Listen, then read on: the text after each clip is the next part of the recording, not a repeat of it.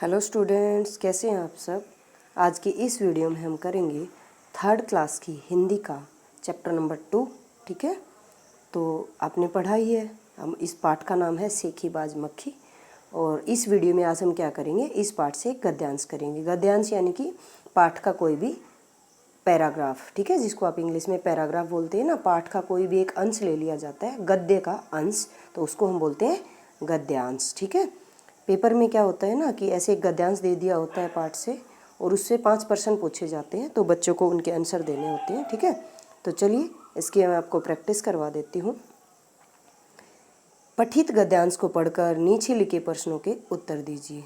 क्या होता है ना कि दो तरीके के गद्यांश होते हैं। एक होता है पठित यानी कि जो आपने पढ़ रखा है, जो आपकी किताब का होता है। एक होता है अपठित यानी कि जो कहीं बाहर से किसी कहानी का कोई अंश दे दिया होता है। ठीक है, उसको बोलेंगे अपठित, यानी कि जो आपने नहीं पढ़ा है आपकी किताब में।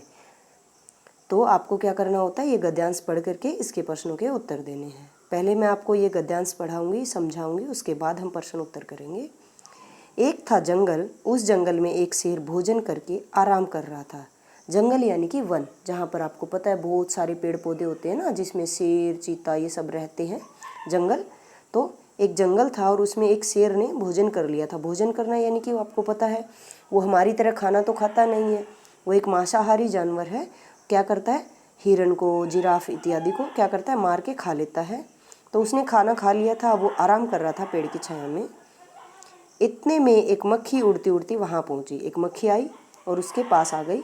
जैसे आपने देखा है आपके घरों में भी मक्खी होती है ना, हाउस फ्लाई। क्या करती है, इधर उधर उड़ती रहती है, भी करती रहती है, और जो भी खाना है खुला रखा है तो उसके ऊपर बैठ जाती है, कहीं पे भी बैठ जाती है। शेर ने 2-3 दिनों से स्नान नहीं किया था। स्नान करना यानी कि होता है नहाना। ठीक है, तो शेर ने क्या किया था कि वह 2-3 दिनों से नहाया नहीं था, है ना। स्नान करना यानी कि नहाना, है ना। इसलिए मक्खी शेर के कान से के एकदम पास भिन भिन करने लगी, है ना। अभी उसमें से स्मेल आ रही होगी, तो उसके कान के पास, आपको पता है मक्खी गंध पे ज़्यादा बैठती है, तो वो उसके कान के पास आई और भी भी भी भी करने लगी। शेर को बहुत मुश्किल से नींद आई थी। मुश्किल से यानी कि काफ़ी टाइम लगा होगा उसको सोने में, उसको नींद नहीं आ रही होगी, है ना। तो अब वो मुश्किल से उसको नींद आई थी, यानी कि बहुत देर में। उसने पंजा उठाया, मक्खी उड़ गई। क्या किया उसने, शेर ने, जैसे हम सोते हैं हमारे कान के पास मक्खी आती है तो क्या करते हैं, हम हाथ मारते हैं, मक्खी उड़ जाती है, लेकिन फिर आ जाती है। ऐसे ही शेर का भी पंजा होता है ना, जो उसने उठाया, उसने हाथ पंजा हिलाया होगा कान के पास, तो मक्खी उड़ गई, लेकिन फिर से शेर के कान के पास आ गई और भी करने लगी। अब शेर को गुस्सा आया, है ना। अब शेर को गुस्सा आ गया, हम क्या करते हैं, हम भी करते हैं ना कई बार, या तो मच्छर वाली वो ऑल आउट चला देते हैं, या फिर उसको भगा देते हैं मक्खी को, पंखा तेज़ कर देते हैं। तो इस तरीके से अब शेर के पास पंखा तो था नहीं, शेर ने क्या किया, उसको गुस्सा आया, वो ज़ोर से दहाड़ा, अरे मक्खी दूर हट, वरना तुझे अभी जान से मार डालूंगा। ठीक है, तो ये गद्यांश है, बच्चों को समझ में आ गया होगा। और अब हम इसके प्रश्न उत्तर करेंगे। देखिए 5 प्रश्न दिए हैं। पहला प्रश्न है कि भोजन करके आराम कौन कर रहा था। आप बच्चों ने कहानी में पढ़ा है ना। देखिए आपको जब उत्तर देने होते हैं ना, तो गद्यांश में से पढ़ करके, गद्यांश के अंदर ही उत्तर होता है। ठीक है, तो आप पढ़ेंगे और अच्छे से लिखेंगे। देखिए जैसे आपको लाइनों में ढूंढना होगा उत्तर। जैसे देखिए यहाँ पर लिखा हुआ है कि उस जंगल में एक शेर भोजन करके आराम कर रहा था। ठीक है, तो आपको इस तरीके से इस लाइन में इसका उत्तर दिया हुआ है कि शेर आराम कौन कर रहा था भोजन करके, तो यहाँ पर आपको पता चल गया कि शेर आराम कर रहा था। ठीक है, तो इस तरीके से आपको क्या करना है, प्रश्नों के उत्तर ढूंढने हैं इसी में। अब है हमारा दूसरा प्रश्न कि शेर के कान में भिन भिन कौन करने लगा। अब देखिए फिर से अभी मैं आपको गद्यांश दिखाती हूँ। आपको ऐसे ही गद्यांश में से ढूंढना होता है। देखिए शेर के कान में भिन भिन कौन करने लगा, ये देखिए, मक्खी शेर के कान के एकदम पास भिन भिन करने लगी। इस लाइन में इसका उत्तर दिया हुआ है कि शेर के पास, कान के पास कौन आया था, मक्खी। वैसे तो आपने गद्यांश पढ़ लिया तो आप देख लेंगे इसमें से मक्खी लिखा और आप उत्तर दे देंगे, लेकिन अच्छे से अगर देना है तो गद्यांश की उस लाइन को फिर से देख लीजिए। ठीक है, इस तरीके से आपको फिर गलत नहीं करना है बिल्कुल भी। हमारा तीसरा प्रश्न है, इन शब्दों के विपरीतार्थक शब्द बताइए। अब ये आपको क्या करना है, जब मैम ने आपको पढ़ाया होगा, आपने ध्यान से सुना होगा, है ना, विपरीतार्थक शब्द आपको पता होगा क्या होते हैं, तभी आप इसका उत्तर दे पाएंगे। अब ये है तो गद्यांश में से शब्द, लेकिन ये आपने सीखे हुए होंगे तभी आप इनका उत्तर दे पाएंगे। कई बार इनका उत्तर पेपर इसमें गद्यांश में नहीं होता है, आपको अपने आप देना होता है। ये बोले जाते हैं व्याकरण के प्रश्न उत्तर। ठीक है, हिंदी व्याकरण के प्रश्न। तो सबसे पहले तो आपको ये पता होना चाहिए कि विपरीतार्थक शब्द क्या होते हैं। विपरीतार्थी शब्द होते हैं विलोम शब्द, यानी कि उल्टे अर्थ वाले शब्द। इनको 3 नाम हैं इसके, विपरीतार्थी शब्द, विलोम शब्द, उल्टे अर्थ वाले शब्द। यानी कि एक शब्द है उसका उल्टा अर्थ जो निकले, ठीक है। जैसे देखिए यहाँ पर है पास, पास का मतलब होता है निकट, तो इसका उल्टा क्या होगा, दूर। आया, कोई भी चीज़ आई है तो उसको बोलते हैं हम आया, तो उसका उल्टा क्या होगा, गया, ठीक है।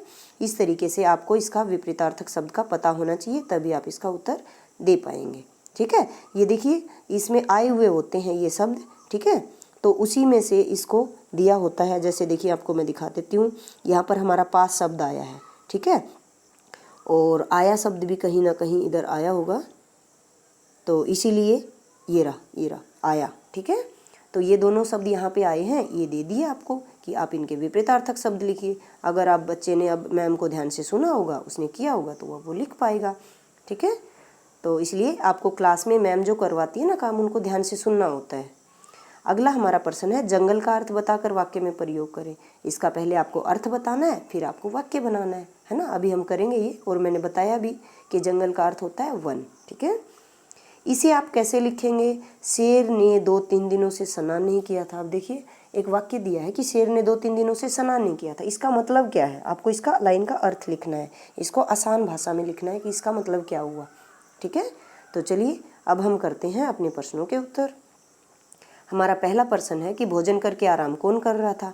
तो आप प्रश्न में से ही उत्तर ऐसे ही बनाएंगे। देखिए शेर भोजन करके आराम कर रहा था, या फिर आप ऐसे लिखेंगे भोजन करके आराम शेर कर रहा था। लेकिन वो थोड़ा सा वाक्य है ना कि उसकी सीक्वेंस ठीक नहीं बैठती है, तो आप ऐसे लिखेंगे शेर भोजन करके आराम कर रहा था। आप सीधा शेर भी लिख देंगे तो भी ठीक होगा, लेकिन आप थर्ड में हो गए हैं, आपको इतना तो लिखना आना चाहिए ना, एक वाक्य में अपना उत्तर देना आना चाहिए। तो आप ऐसे पूरा उत्तर लिखिए, और जब भी आपका कंप्लीट हो जाता है ना वाक्य, तो आपको यहाँ पर ये जो पूर्ण विराम है ना, ये खड़ा डंडा, ये जरूर लगाना होता है। इसके बिना हमारा फिर उत्तर पूरा नहीं होता, फिर वो मैम गलत कर देती हैं, ठीक है।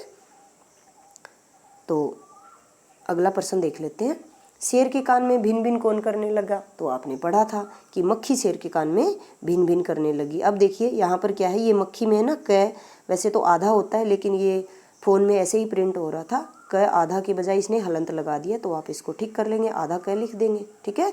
गद्यांश में लिखा होता है तो बच्चे इसको गलत नहीं लिखेंगे। कई बच्चे क्या करते हैं, उत्तर लिख देते हैं मक्खी, और उनको फिर मक्खी लिखना आता नहीं है, फिर गलत लिख देते हैं। गद्यांश में आपको वो शब्द दिए होते हैं, ठीक है, आपको वहाँ से वो देख लेने हैं। और पूर्ण विराम का मैंने आपको बताया कि आपको ध्यान रखना है, ठीक है। तो शेर के कान में भिन भिन कौन करने लगा, आप लिख देंगे शेर के कान में भिन भिन मक्खी करने लगी। अब लगा लिख देंगे, गलत हो जाएगा। मक्खी हमारा आपको पता है स्त्रीलिंग है, तो भिन भिन करने लगी, ठीक है। आपको इस तरीके से ध्यान रखना है इन प्रश्नों में। हमारा तीसरा प्रश्न है, इनके विपरीतार्थक शब्द बताने थे, तो ये मैंने आपको समझा ही दिया है। पास का होता है दूर, और आया का यानी कि गया। वो विपरीतार्थक यानी कि उल्टे अर्थ वाले, जिनका अर्थ उल्टा निकलता हो। अब है जंगल का अर्थ बताकर वाक्य में प्रयोग करें। देखिए जंगल के बहुत सारे अर्थ होते हैं, है ना, कानन, वन। तो आप जो आसान है, वन बच्चों को सबको याद है और उनको लिखना भी आता है, इसमें कोई मात्रा की गलती भी नहीं होती है ना, तो आप लिख देंगे इसका अर्थ होता है वन। और वाक्य आप अपने अकॉर्डिंग बनाइए, जो आपको आसान लगता है, जो आपको लगता है आप मात्रा की गलती नहीं करेंगे, आप वो वाला वाक्य लिखिए। जैसे आसान सा पहले आप मन में बोल करके देख लीजिए। जैसे मैंने यहाँ लिखा है शेर जंगल का राजा है, आप ऐसे भी लिख सकते हैं शेर जंगल में रहता है, ठीक है। इस तरीके से आप अपना वाक्य बना देंगे आसान सा एक, वो गलत नहीं होगा, आप अपना वाक्य बना सकते हैं। मैंने ये आसान सा वाक्य बनाया है। फिर से बोल रही हूँ, पूर्ण विराम जरूर लगाना है बच्चों को, इसके बिना गलत हो जाता है। अगला हमारा प्रश्न नंबर 5 है कि आपको ये लाइन को सही से लिखना था कि शेर ने 2-3 दिनों से स्नान नहीं किया था। तो मैंने आपको समझाया, स्नान करने का मतलब होता है नहाना, तो आप लिख देंगे शेर 2-3 दिनों से नहाया नहीं था। या आप इसको ऐसे भी लिख सकते हैं कि कुछ दिनों से शेर नहाया नहीं था, ठीक है। तो आप इसको आसान शब्दों में इस तरीके से लिख देंगे, ठीक है। तो इस तरीके से बच्चे गद्यांश को पढ़ेंगे। समझ में नहीं आता है तो आप 2 बार पढ़ लीजिए, लेकिन 5 प्रश्नों के उत्तर आप अच्छे से दीजिए ताकि आपके मार्क्स नहीं कटें, ठीक है। तो इस तरीके से गद्यांश की तैयारी करते रहिए और अपनी पढ़ाई करते रहिए, ठीक है।